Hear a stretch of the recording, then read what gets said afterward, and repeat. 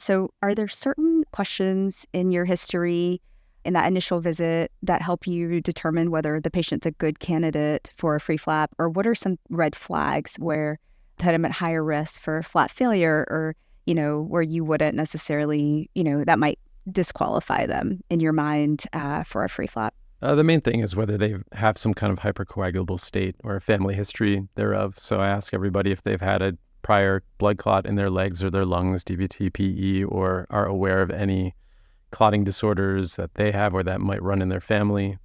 That's pretty rare to see that, at least in our patient population.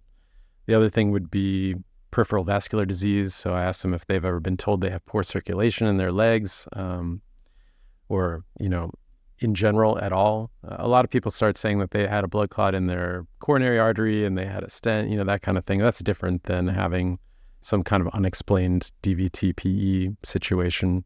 So those are the main things, just vascular disease and hypercoagulable state. Other than that, unless they've had multiple surgeries, multiple flaps before, multiple neck surgeries, vessel depleted kind of situation, still not really a contraindication. So collagen vascular disorders like scleroderma, some of these other collagen vascular disorders, there's not a lot of patients that have these disorders and then also have free flaps. So the data is sparse, but it seems to be that there is some association with increased risk of thrombosis in flaps for people that have these some of these collagen vascular disorder.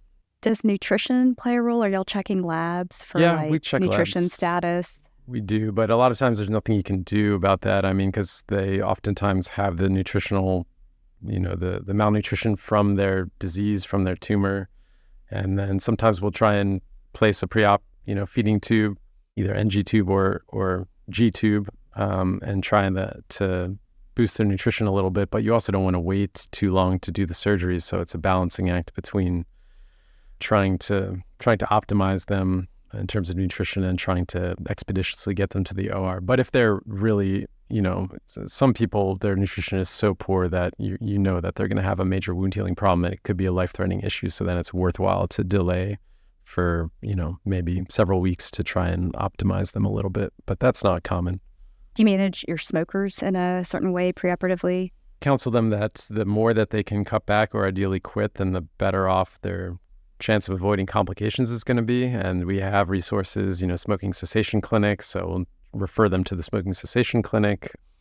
And again, we don't have much time. It's not like a more elective reconstructive case. Like let's say somebody's already had treatment or had a trauma or has some other reconstructive need, but there's no urgency. There's no, let's say like open wound or there's no tumor. Then in those cases, then I will definitely strongly counsel against proceeding to surgery until they've been able to cut down drastically or quit entirely. If there's no urgency, then there's no reason to not do it under the best circumstances, because those are usually challenging cases anyway if they have some sort of chronic problem that requires this kind of a reconstruction.